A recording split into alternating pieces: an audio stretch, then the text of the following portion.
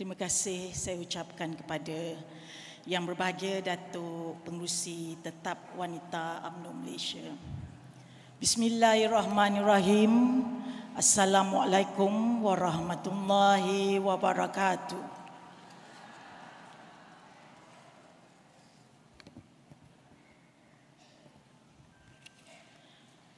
Yang Berbahagia Datuk Sharifah Aminah Said Muhammad selaku Pengerusi Tetap Wanita UMNO Malaysia, Yang Berbahagia Datuk Dr. Aziza Johor selaku Timbalan Pengerusi Tetap Wanita UMNO Malaysia, Yang Berbahagia Datuk Nolizah Abdul Rahim selaku Naib Ketua Wanita UMNO Malaysia, Yang Berhormat Datuk Haja Rosni Soha selaku Setiausaha Wanita UMNO Malaysia, Yang Berbahagia Datin Maizatul Akmam Alawi selaku Bendahari Wanita UMNO Malaysia, Yang Berbahagia Datuk Haja Nur Syidah Ibrahim selaku Ketua Penerangan Wanita UMNO Malaysia,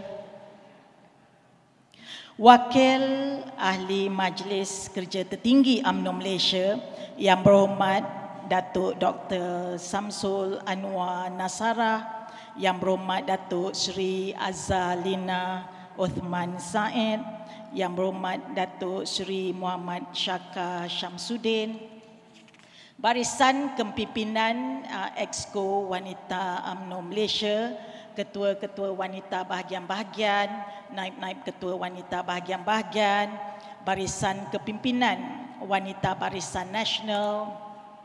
Terima kasih di atas kehadiran Puan Wong Yu Fong selaku Ketua Wanita MCA Kebangsaan, Puan Zainun Kayum selaku Ketua Wanita PBRS, Kepimpinan Friends of Wanita Barisan Nasional, Puan Mumtaz Muhammad Ismail selaku Ketua Wanita KIMA, Puan T. Kumuta selaku Ketua Wanita Makal Sakti Negeri Sembilan yang mewakili Ketua Wanita, semua jemputan-jemputan khas, wakil media massa, sidang perwakilan wanita yang saya hormati sekalian.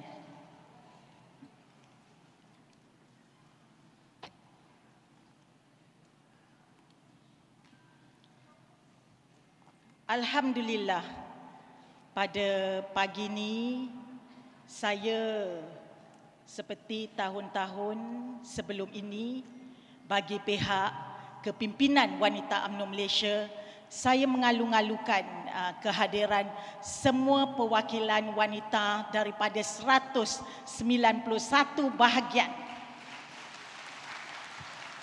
yang mewakili 20,370 cawangan wanita UMNO, juga mewakili suara dari sekecil-kecil jawatan di peringkat akar umbi bermula dari cawangan, bahagian hingga ke negeri seterusnya ke pimpinan pusat yang datang daripada seluruh negara. Sidang perwakilan yang saya kasih sekalian, saya ingin mulai ucapan dasar pada hari ini dengan mengimbau apa yang telah sama-sama kita lalui pada 54 hari yang lalu, ketika kita semua sedang sibuk di kawasan masing-masing. Masa itu adalah sehari sebelum tarikh mengundi, iaitu hari terakhir kita semua keluar berkempen. Ada setengah daripada kita awal-awal pagi lagi sudah keluar rumah. Ada yang naik motor, ada naik kereta, ada yang naik basikal, ada juga yang naik perahu. Kita keluar merayu undi dan cuba untuk memujuk pengundi putih kita untuk keluar mengundi hari keesokannya. Saya masih ingat kita sama-sama keluar dengan penuh semangat yang membara, dengan harapan yang cukup besar, besar menggunung agar kemenangan menjadi milik Barisan Nasional. Malamnya pula, makan tak kenyang, mandi tak basah, tidur tak lena. Kerana apa? Kerana kita memikirkan gerak kerja JR dan bagaimana nak pastikan pengundi keluar mengundi besoknya ni. Kita semua hanya fikirkan bagaimana nak menangkan parti. Hingga kan keluarga dan rumah tangga pun dah jadi nombor 2 dah ketika itu. Demi parti ini, jiwa dan raga kita serahkan. Dan kita buat sehabis baik untuk memenangkan parti kita pada hari pilihan raya. Namun begitu, pada 19 November, keputusan PRU 15 ibarat kaca jatuh terhempas. Apa yang kita harapkan tidak menjadi kenyataan. Ibarat pantun, buah berangan masaknya merah, pisang emas dalam perahu. Luka di tangan nampak berdarah, luka di hati siapa yang tahu? Bagi saya, wanita UMNO telah memberi yang habis baik. Namun kemenangan bukan milik kita. Kekalahan yang kita lalui adalah amat memilukan. Ramai di antara kita yang masih dalam kesedihan, masih rasa kecewa, dan ada juga yang masih tidak dapat menerima kekalahan ini, puan-puan. Sidang perwakilan yang dikasihi, seperti kata pepatah Melayu, tidak ada gunung yang tidak dapat didaki, tidak ada lurah yang tidak dapat dituruni.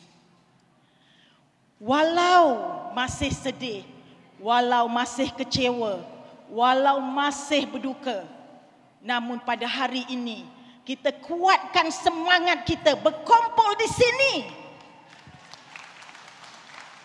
Kita satukan hati kita, membina kekuatan untuk kita berdiri semula, bangkit membawa wadah perjuangan bangsa. Perhimpunan Agung Wanita UMNO tahun 2022 ini merupakan perhimpunan kita yang sangat berbeza daripada perhimpunan-perhimpunan yang pernah kita lalui sebelum ini. Kita berhimpun dalam keadaan dan suasana yang bercampur-campur. Ada rasa marah, ada rasa kecewa, dan yang lebih perit lagi, rasa sakit dikhianati. Namun, masih ada sisa-sisa kesetiaan yang menebal dalam setiap jiwa perwakilan hingga kita masih mampu bersama-sama di dalam dewan ini, puan-puan. Para perwakilan yang saya kasih sekalian, suka atau tidak, kita harus menerima hakikat bahawa kita hanya menang 30 kerusi saja di Dewan Rakyat. Ini merupakan pencapaian terburuk dalam sejarah kita. Kita perlu terima hakikat bahawa rakyat tidak lagi melihat UMNO dan Barisan Nasional sebagai satu wadah atau favourite party yang perlu diberikan mandat dan sokongan untuk memimpin negara kita. Kita juga kena sedar bahawa bukan saja kita telah gagal meraih sokongan rakyat, tetapi kita seolah-olah tidak lagi dilihat sebagai parti yang memperjuangkan nasib orang-orang Melayu. Realiti ini amat sukar untuk saya lafazkan, tapi inilah hakikat yang perlu kita sedar, kita terima dan kita insafi. Hakikat ini memang pahit untuk kita telan. Kita tidak boleh lagi tenggelam dalam nostalgia lama. Hikmat ataupun politik hikmat kita tidak lagi mampu memenangi hati dan sokongan rakyat. Walaupun kita sering berkata orang UMNO lah yang paling banyak berjasa dan membantu rakyat, tapi kita tetap ditolak di dalam PRU 15 yang lalu. Meskipun UMNO telah banyak berjasa, PRU 15 membuktikan bahawa ianya bukan tiket atau jaminan UMNO untuk terus kekal relevan. Banyak perkara yang perlu kita lihat. Impak undi 18 dan pendaftaran automatik juga penting. Rata-rata mereka tidak terikat dengan mana-mana parti politik. Faktor parti tidak mempengaruhi keputusan mereka untuk membuat pilihan dalam PRU. Kumpulan ini harus ditangani dengan bijaksana oleh UMNO. Pendidikan politik harus dijuarai oleh UMNO dan parti perlu lihat perkara ini sebagai satu agenda jangka masa panjang demi kebaikan UMNO. Apa yang penting? Saya tahu wanita UMNO di semua peringkat telah berjuang bermati-matian, berkorban segalanya dengan penuh tekad, semangat, kudrat yang ada demi untuk menangkan parti ini. Justru sebagai penghargaan kepada semua, baik yang di dalam dewan ini, yang berada di luar dewan, termasuk yang menyaksikan perhimpunan ini secara maya, marilah kita beri tepukan penghargaan kepada semua wanita UMNO, puan-puan.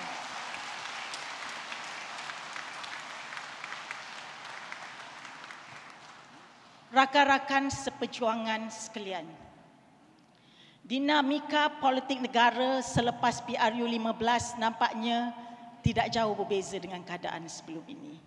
Keputusan PRU 15 menyaksikan tiada mana-mana parti dari kelompok yang menang berjaya untuk membentuk kerajaan secara bersendirian. Walau bagaimanapun, keputusan PRU 15 juga menyaksikan tiada parti politik yang berjaya mendapat majoriti mudah untuk membentuk kerajaan.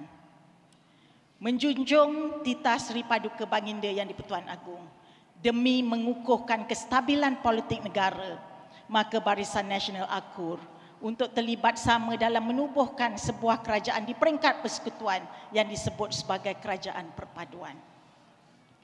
Meskipun UMNO dan Barisan Nasional menjadi sebahagian daripada kerajaan, puan-puan, UMNO khususnya perlu kekal mendasari inti parti perjuangannya, tapi dengan strategi dan pendekatan yang berbeza. Sudah tentu kedudukan UMNO dalam kerajaan perlu dijelaskan kepada akar umbi. Dalam hubungan ini, wanita UMNO ingin mengucapkan setinggi-tinggi syabas kepada Yang Amat Berhormat Datuk Seri Utama Dr. Ahmad Zahid Hamidi, Presiden UMNO, di atas pelantikan sebagai Timbalan Perdana Menteri Malaysia. Dan Yang Berhormat Datuk Seri Utama Muhammad Hassan, Timbalan Presiden UMNO yang turut dilantik sebagai Menteri Pertahanan. Dan tahniah kepada semua yang telah dilantik menganggotai barisan Kabinet Kerajaan Perpaduan. Semoga dapat menjalankan amanah dengan cemerlang. Saya juga bagi pihak wanita UMNO ingin menzahirkan ucapan syabas kepada 2 orang lagi ahli Dewan Rakyat Wanita. Ini nak minta berdirilah. Yang pertama, Yang Berhormat Datuk Seri Azalina Othman,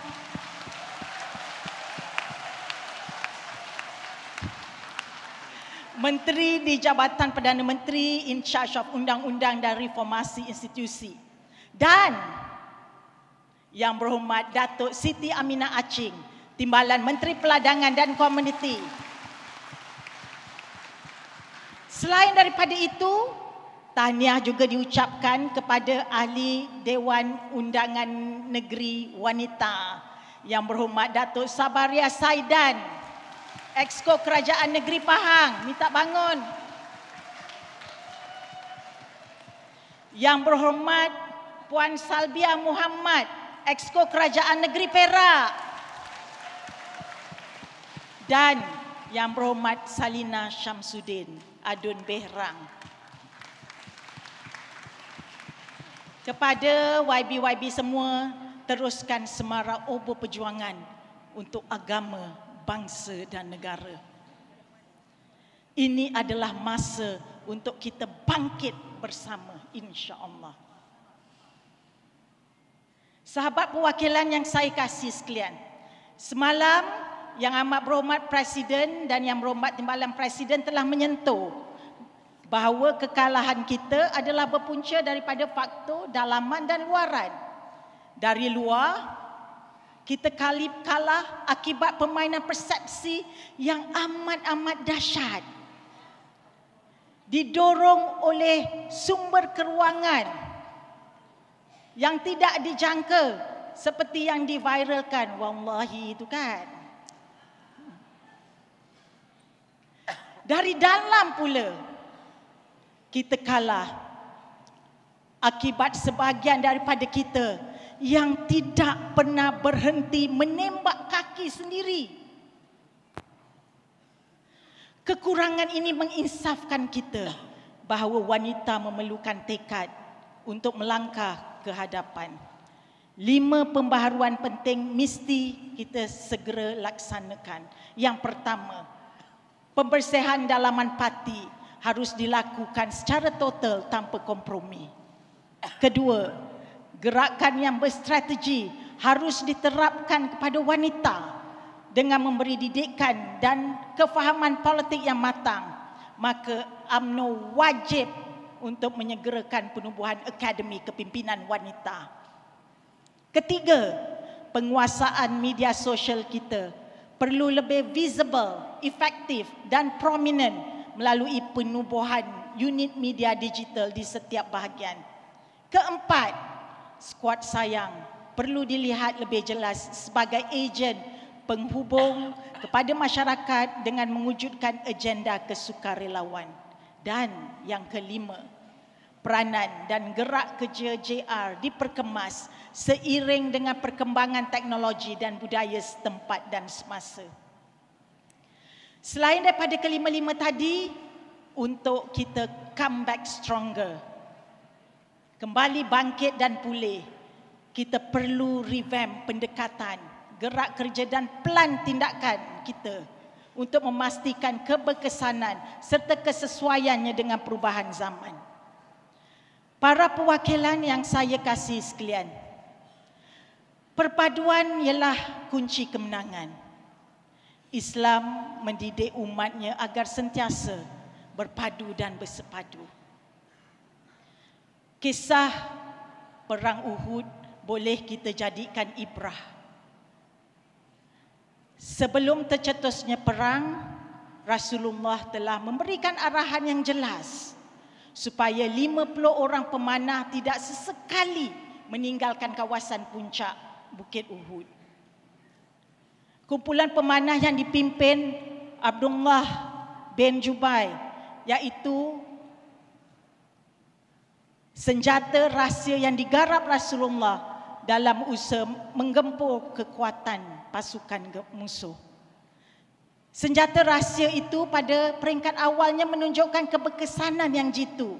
Walau bagaimanapun, akibat kecuaian dan ingkar kepada pesanan Rasulullah, 40 orang daripada kumpulan pemanah telah turun ke kawasan lembah bukit bagi merebut harta tinggalan tentera musuh. Ini seterusnya menjadi antara punca kepada kekalahan tentera Islam ketika itu. Peristiwa ini wajar kita jadikan pengajaran.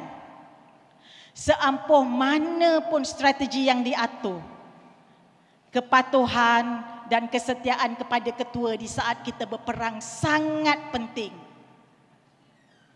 Kita hanya perlu ada satu nahoda melayakan bahtera. Justru dalam konteks masa kini, demi perpaduan dan kestabilan parti, ahli parti perlu sentiasa patuh, taat dan setia kepada kepimpinan. Sesungguhnya wanita amat menghargai kesetiaan, kerana kesetiaan itu adalah kekayaan jiwa yang tiada taranya. Ikrar wanita UMNO seperti disulam dalam pantun Melayu. Kain semuta bercorak rumi, merah bata warna dipersembah. Sekalipun halilintar membelah bumi, kesetiaan wanita pada parti takkan berubah. Sahabat-sahabat perwakilan sekalian, proses pemulihan parti dan Barisan Nasional perlu dilakukan mulai sekarang, minit ini, saat ini dan ketika ini, bagi memastikan kedua-dua kembali bangkit.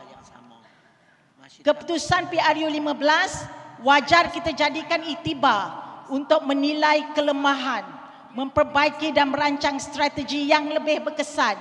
Seterusnya kembali bangkit bagi meraih kepercayaan rakyat untuk menghadapi PRN di beberapa negeri kelak. Kita perlu bersatu hati dalam usaha untuk membina negara bangsa yang lebih utuh dan mapan. Bukannya bergaduh, bertelaga sesama sendiri. Hanya 3.4 juta orang saja yang mengundi Barisan Nasional semasa PRU 15.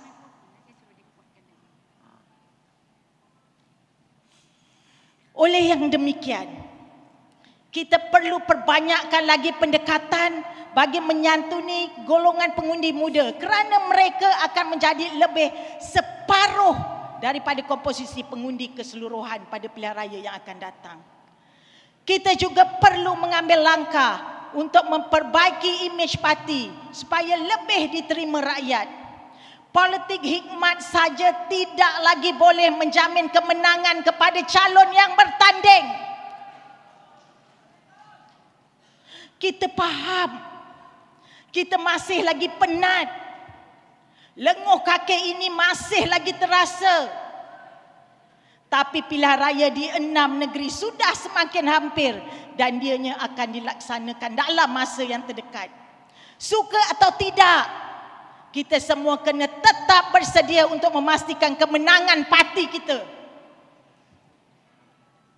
Yang amat berhormat Presiden pun telah membuat keputusan untuk menggunakan logo Dacheng dalam PRN yang akan datang.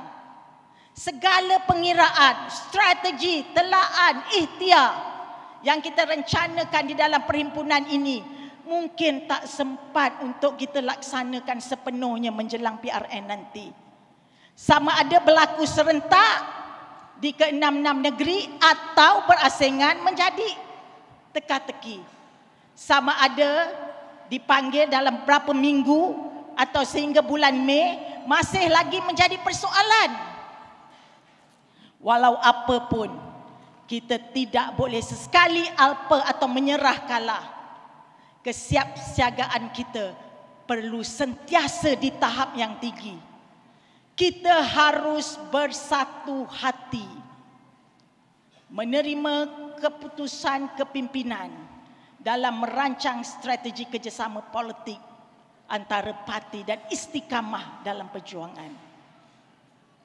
Melihat kepada apa yang berlaku dalam parti ini dan situasi politik semasa, sudah tiba masanya untuk kita bersama-sama dengan kepimpinan yang ada bangkit bersama memulihkan kekuatan parti dan keyakinan rakyat, membawa UMNO kembali ke landas perjuangan yang hakiki. Justru alangkah eloknya kalau jawatan presiden dan timbalan presiden tidak dipertandingkan. Berikanlah mereka ruang dan sokongan untuk memulih dan memperkasakan UMNO demi survival politik parti ini dan negara. Sahabat-sahabat semua sekalian, insafilah, menang atau kalah itu lumrah perjuangan.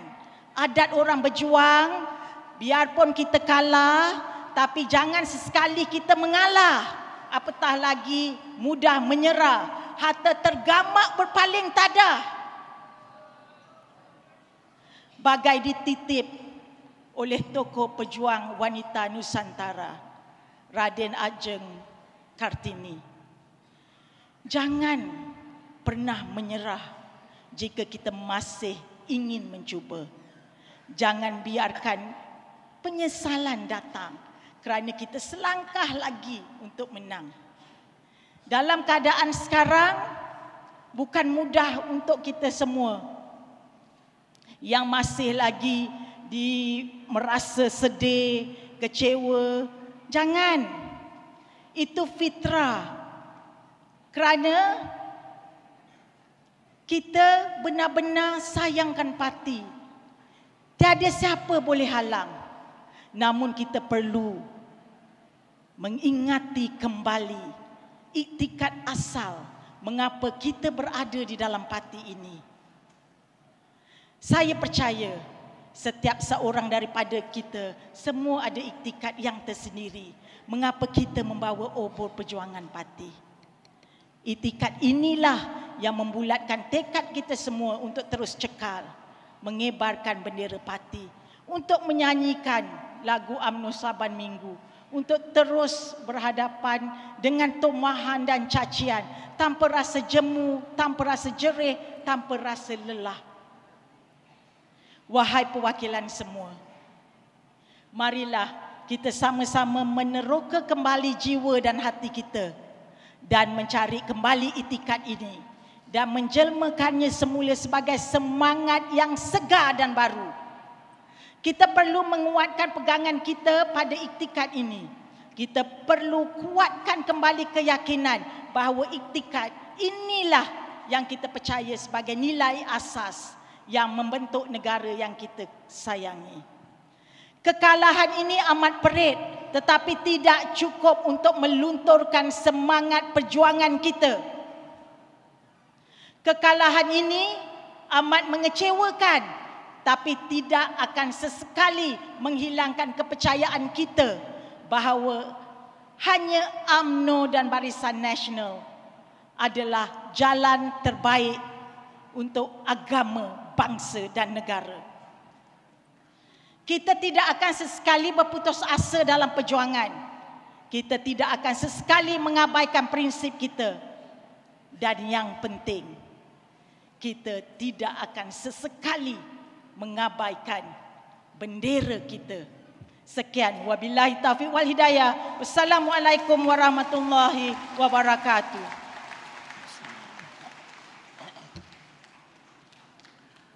Waalaikumsalam warahmatullahi taala wabarakatuh.